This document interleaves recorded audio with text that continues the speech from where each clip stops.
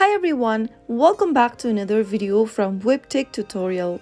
In today's episode, I'm going to be showing you how to enable dark mode on Sweatcoin. So without wasting much of our time, let's dive into the video. First of all, open your Sweatcoin application from your app drawer. Also make sure to log into your account. Once you're signed in, tap on your name initial at the top left hand corner, which will then open up your insight. Now, tap on the gear icon at the top right hand corner. In the settings interface, under appearance, tap on dark and you will be able to turn on dark mode on Sweatcoin application. So that is how it would look like soon after you choose the dark theme. So that's how it can be easily accomplished.